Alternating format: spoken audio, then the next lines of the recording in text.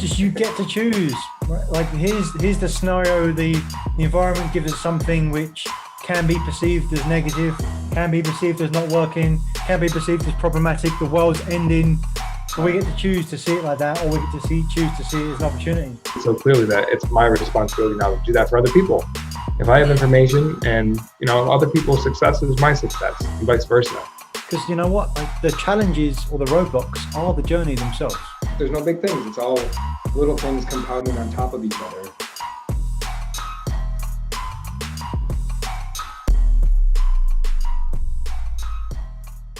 We make history on this week's episode of Truth Seekers. For the first time ever, Coach Jon Zieve will join me for a Coach's Corner. Nick's unfortunate absence today paved the way for Coach Jon and I to talk about intuition, a topic that we hold near and dear to our hearts.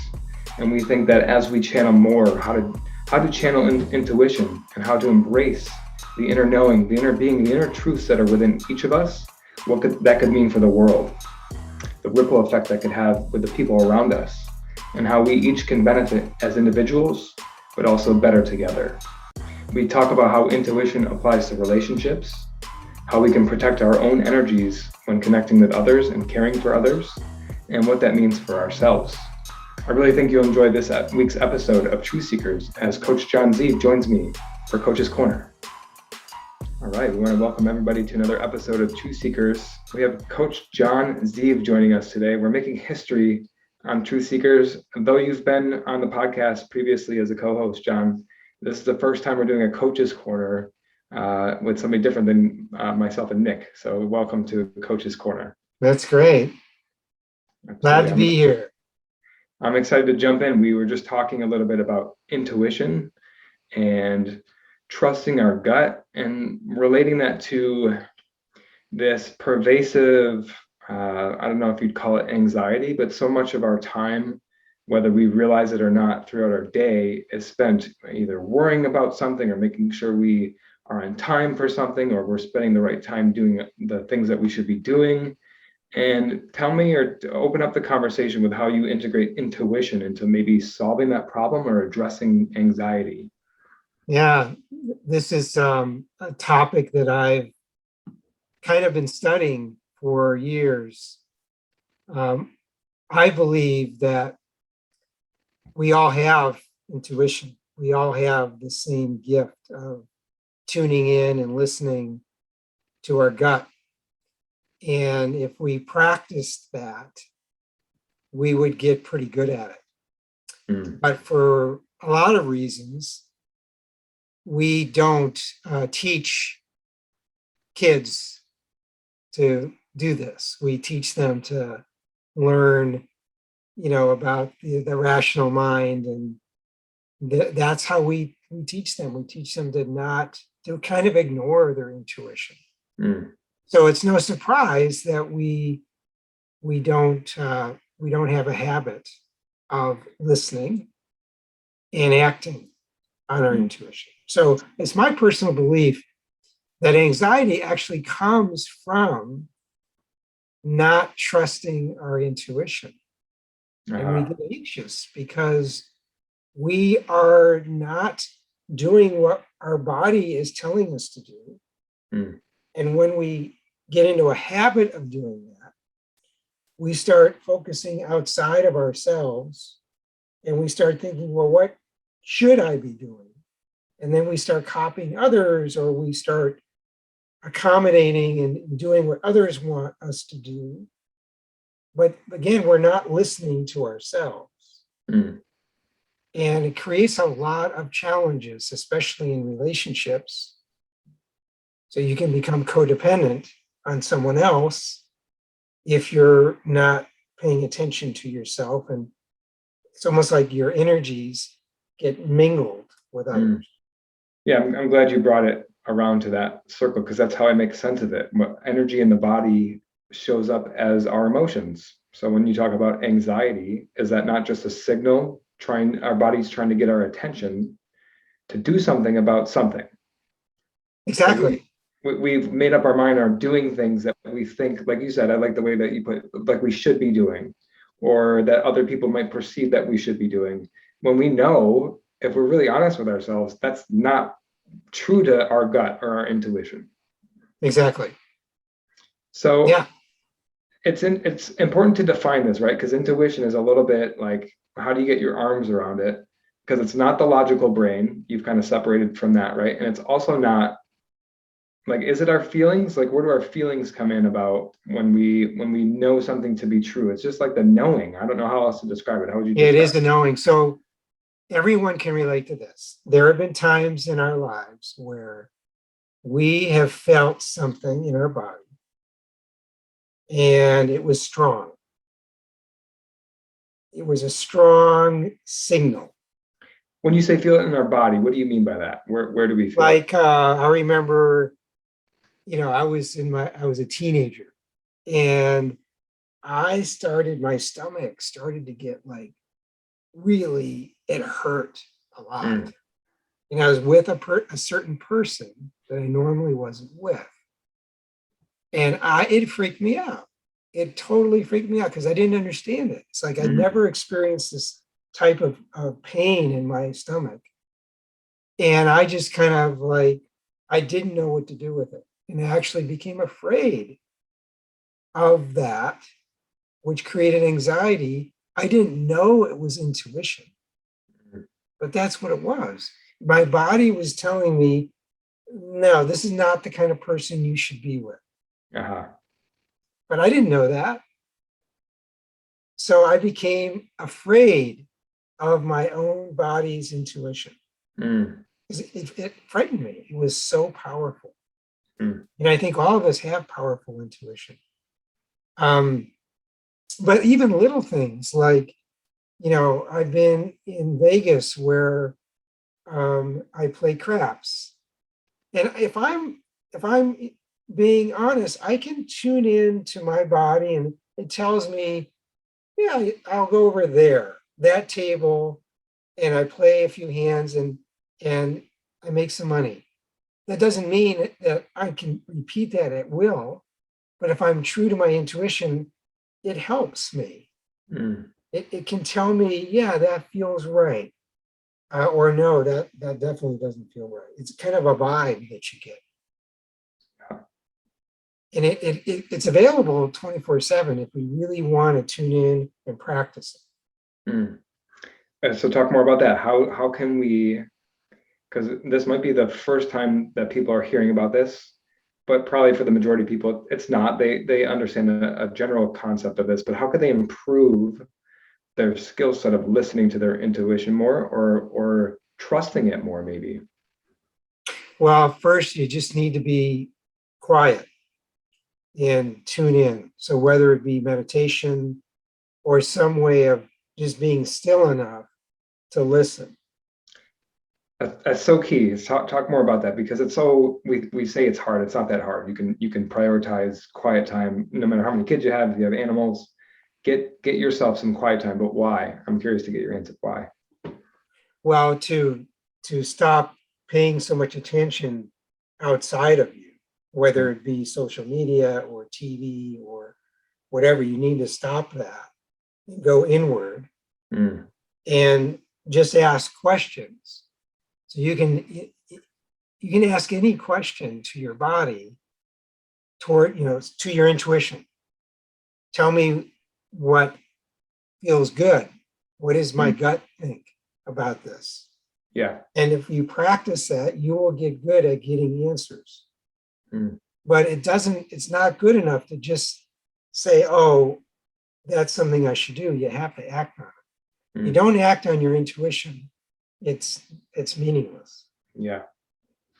So here's some things that I've found beneficial for me. If I'm aware I'm afraid of my intuition, which I was, then I need to move through that fear. I need to actually lean into that fear and get to the other side of it, because otherwise I'll always be afraid of it. I can resist my intuition. And if that's true, I need to stop that resistance. I need to actually be conscious about, am I resisting my intuition? I don't want to do that. I want to accept it. That's what creates uncomfortability, right? And anxiety. That's what you're talking about. Exactly. Okay. So if you are anxious, the first question I would ask is, am I actually afraid of my own intuition? And then there's tools that I use to move through fear. But it starts with, oh, is this a problem? Mm. The other is, am I resisting my intuition? And typically, if you're afraid, you would be. Mm-hmm. And then work through that. So you let go of that resistance. And then you should actually feel less anxious. You get like a release, right? It's almost like a physical, just like a deep breath of something moving your Calmness. body. Mm-hmm. Calmness that you feel. I mean, it's tangible. Yeah. And then you're more, it's easier to be present with your intuition. Mm. So I would start with this, because you might actually close your eyes, and if you're afraid of your intuition and you're resisting it, you're anxious and you can't get still, and your mind just goes like this in circles. Yeah. And just for whoever's out there who might be trying that for the first time, that's normal. It's going to ping around for a little bit, but it's you outlasting those thoughts because they eventually settle. So if you have a thought maybe every 2 seconds when you first sit down, it goes down to every 4 seconds and every 8 seconds. And then you find yourself in this place to where you can just be calm with what's around you without doing anything or worrying about making a list or checking off something you have to do. You're just present with where you are and who you are. And then the way I describe it, John, is that it allows some sort of truth to come to us. Like it's almost like you have to be in a receiving mode to understand the message. And you can't do that when everything else is pinging around. There's no space for it to get inside of. So the quieting is so important because that allows you to accept what you already kind of know and you're avoiding and, like you say, resisting it. But it allows you to be with it and really see and have clarity, I guess might be the best word to describe that. And then you can take that into the rest of your day. It's not something that you do, you get relief, and then you go back to your life. It's like, what changes are you going to make, or what new perspective do you have that you can act on and make some changes to get to live out the relief and to embrace relief more in your life? Yeah, and the cool thing about intuition, and this is just my personal perception, I don't know if it's truth or not. I believe when you act on your intuition, it creates a ripple in the whole world, universe, what have you. And by that, I mean, it's not a one-to-one relationship. So like, it's not like, okay, I trust in my intuition, I act on it, and therefore I'm going to get something back in return. I don't believe that's how it works. What I do believe is when you trust your intuition and you act on it, it creates almost like grace or synchronicity with other people. It's almost like it creates this, and I don't know how to explain it, but intuition is something greater than us. We can't explain it, but we know it's true because we've all had instances where it's like, how did this happen? It's a premonition. Women are great, mothers, they know when something's wrong with the child. They're not even with them. They're in a separate, state, and they'll know. That's intuition. How do you explain it? You can't. There's actually been scientific studies that show how intuition, we get this knowledge, it comes to us before something happens. Oh, wow. So it's real, but we don't understand it. Sometimes because of that, we don't pay attention. But when we do and we act on it, it creates magical things, and it helps other people in ways we don't even know how. And that's how I would describe how you're describing it. You're coming from a place to where you've seen the beauty and the benefits of doing that, because it delivers such a feeling of like relief and joy and like an ease of happiness, like it's effortless. But when you like you say, when you act how you know you should act instead of what others perceive, it almost gives other people permission to do the same. And maybe that's what you're talking about a little bit with the synchronicities. You start to connect with these other things in your world that are like, holy crap, this is awesome. And then you know it's true, it's working, and you want more of it, and you just can't get enough of it. Right. And the other thing I would say is if someone is serious about, they're listening and they say, I really do want to start tuning into my intuition. Chances are there's going to be some guilt and maybe shame or both, because we haven't listened to our intuition. And in order to get past that, we need to forgive ourselves. So I highly recommend making a list, 2 lists. One is every time I've felt something in my gut and it led to something that was great. And, I trusted it and I acted on it and it turned out great. And then make a separate list of all the things that I had a gut feeling on that I ignored and I didn't act on and I regret. And those are the things that we need to forgive ourselves for, one by one. And there are certain ways of forgiving ourselves. I love the Hawaiian prayer that I'm sorry, please forgive me, thank you, I love you. Love that prayer for that purpose. And the way I say it specifically is I'm sorry for either resisting or ignoring my intuition about this certain thing. Please forgive me. Thank you, I love you. And you do feel that something leaves that guilt and shame. And the other way I say it is I'm sorry for feeling guilt and shame or resisting or being afraid of my intuition. Please forgive me. Thank you, I love you. It does work. Yeah, and it has to come from a place of humility to admit that or take ownership of that, because you weren't conscious of it sometimes unless you think about it, unless you go back to it. So that's why it's so powerful, is because you're taking control over the release of it. And then for whatever reason, just saying those words internally to God, to your inner being, thank you, I love you. Those are elevated emotions, and we immediately feel it ripple through our body. And then we just want more of that. It's like, oh my gosh, what just happened? And then you're lighter and more nimble and more clear to get more of what you want in life and be true to who you are. Right. And I really believe in polarity. So, you know what I mean by polarity? There's 2 sides to everything. There's up and down. Yeah. Right. There's everything, let's say every emotion has a frequency scale from low frequency to high. And intuition is no different. So what is the polar opposite of intuition? What do you think it is? It's when I think of the opposite of intuition, I think of like a really structured, rigid process of coming to a conclusion or decision. Like you're very structured about it. Yeah, well, it's actually unease. Okay. Unease is the opposite of intuition, which you can call anxiety. Unease.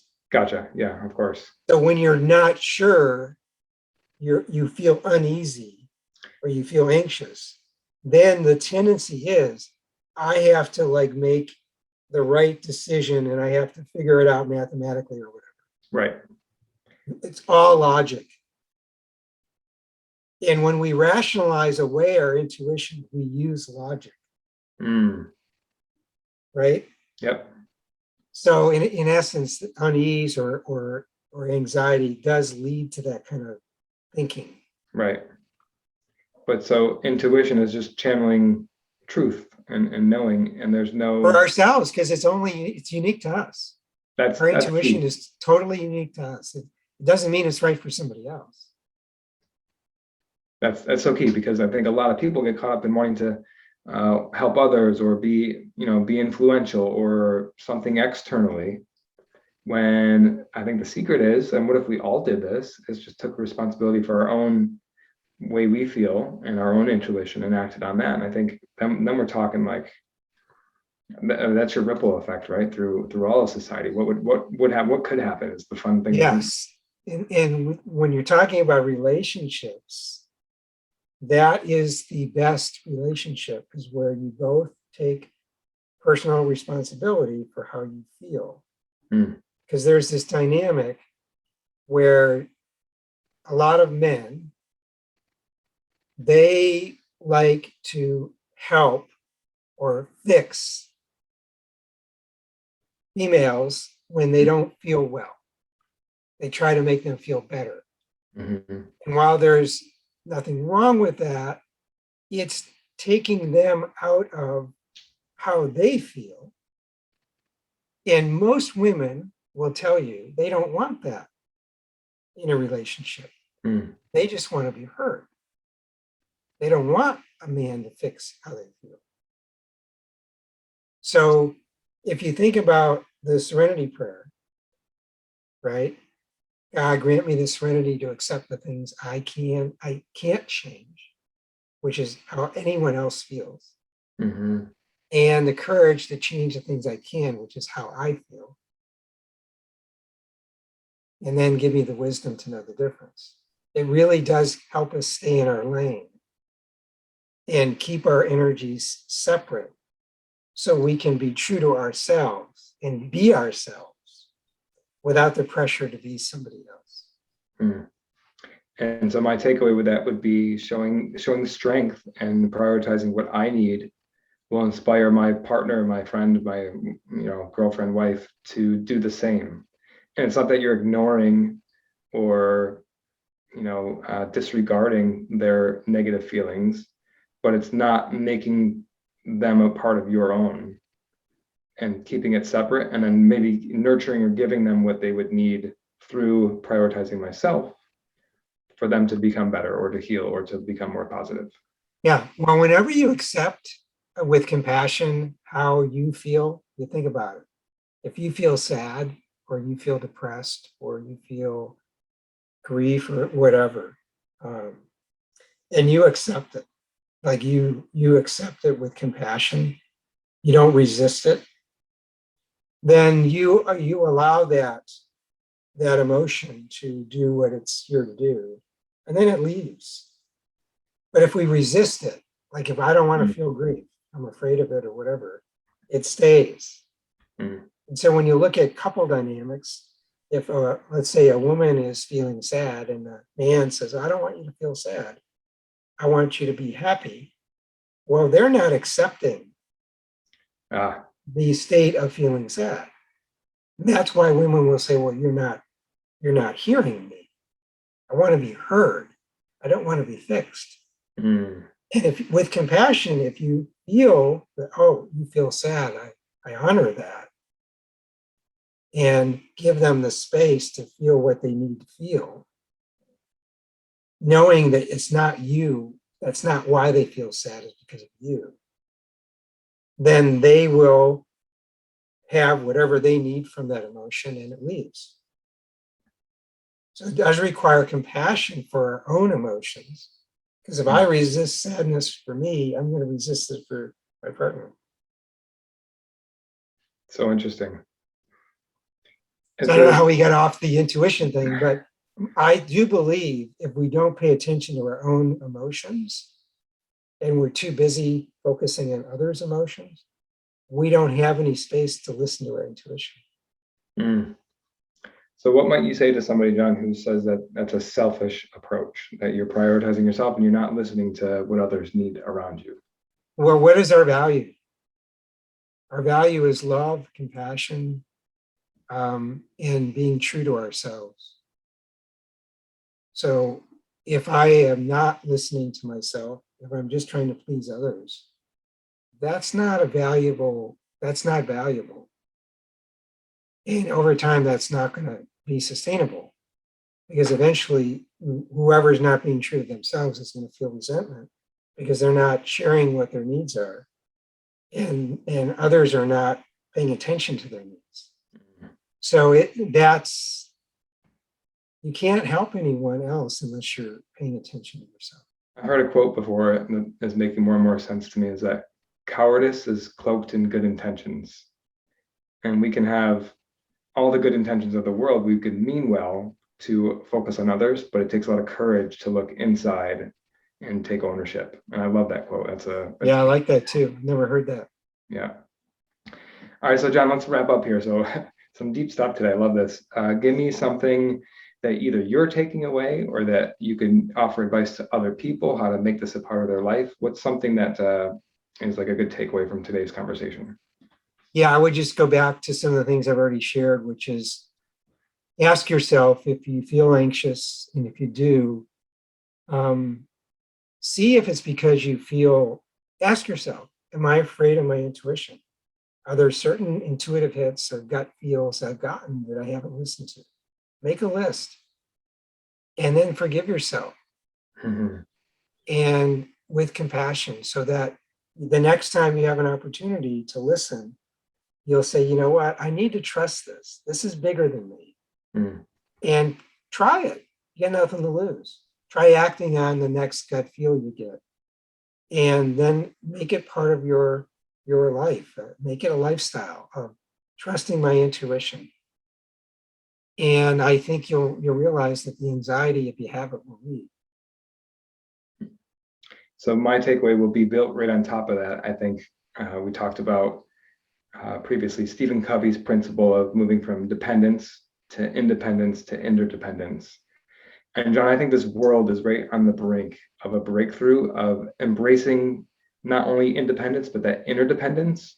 And it comes from channeling our own intuition. And there's a lot of suffering out there with what's going on overseas and this virus. And there's just so much happening that the only solution to get away, to escape, is to look inside of us for what is truly important to us, how we can act, what we can do in our lives to serve. And it all starts with ourselves, finding that quiet time, channeling that intuition, and being true to ourselves. And I think we're going to see a huge ripple effect through the world, and we're not too far off from that. Yeah, we need it. We now more than ever, for sure. Right. And it's coming. And it all starts with us. Absolutely. Michael Jackson, the man in the mirror, right? That's right. Yeah. Coach Jon Be the Zieve. change, as Gandhi's, right? Absolutely. Be the change you want to see. Yeah. Coach, thank you so much for joining this week's episode of Truth Seekers. We'll see you again soon. Thanks, Coach. See ya. Thank you for watching another episode of Truth Seekers. We appreciate your interaction, so please comment, like, subscribe to YouTube, Apple Podcasts or Spotify, wherever you get your podcasts. And if you want more, check out some of our links to our masterclass, The Achiever's Mindset, and come join our LinkedIn group. And what do you want to see more of? Remember, we're here to share the simple secrets of successful. So help us do that. What do you want to see? What do you want to see more of? Thanks, and see you again next time.